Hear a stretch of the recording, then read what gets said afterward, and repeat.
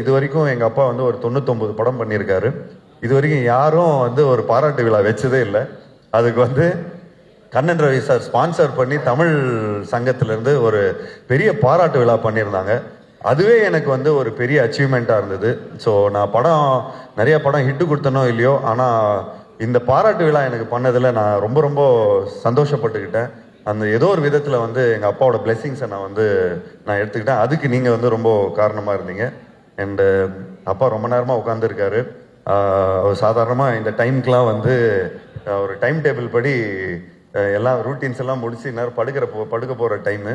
But அவர் ரொம்ப நேரம் காக்க வச்சிட்டோம். So thank you dad, thank you so much for being very patient.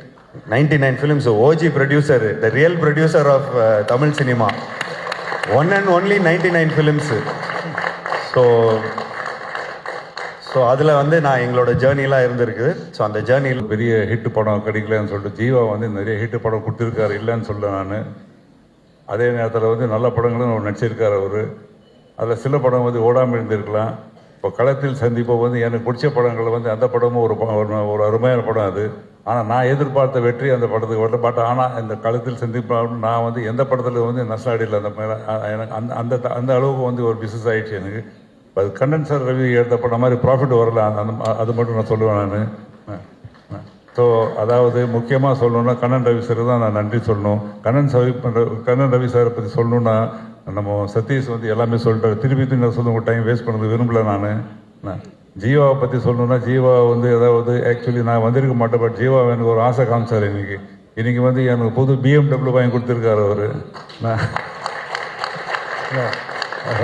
அதனால நானும் ஒரு ஜீவாவுக்கு ஒரு கிஃப்ட் ஒன்று வச்சிருக்கேன். அந்த கிஃப்ட் வந்து எல்லாருக்கும் நான் கொடுத்துறேன்.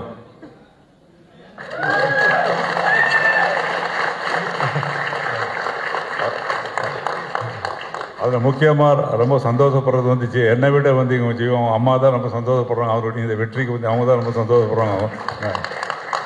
மீண்டும் வந்து அந்த டைரக்டர் இந்த படத்துக்கு வந்து வெற்றி காரணம் வந்து டைரக்டர் தான்.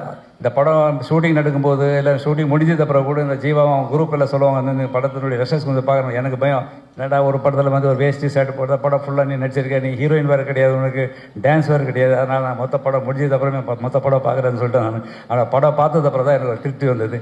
அதை விட அந்த படம் தேட்டர் ரிலீஸ் ஆனதுக்கு தான் முழு திருப்தி வந்தது எனக்கு. ஸோ எல்லாருக்கும் நான் அதாவது இந்த டைரக்டர் ஆகட்டும், முக்கியமாக மியூசிக் டைரக்டர் இந்த படத்துக்கு வந்து ஓரளவுக்கு சேர்த்ததுக்கு வந்து முக்கிய பங்கு வந்து மியூசிக் டைரக்டருக்கு உண்டு. அதை ரீகாண்டி வந்து அவ்வளோ அருமையாக பண்ணியிருந்தார். கேமராமேன் எல்லாரும் அத்தனை ஆர்டிஸ்ட்டும் இதில் வந்து எல்லாருக்கும் வந்து ஒரு கேரக்டர் ஆர்டிஸ்ட் மாதிரி எல்லாரும் நல்லா நடிச்சிருந்தாங்க. ஸோ எல்லாருக்கும் சார்பாக நன்றியை தெரிவித்துக் கொள்கிறேன்.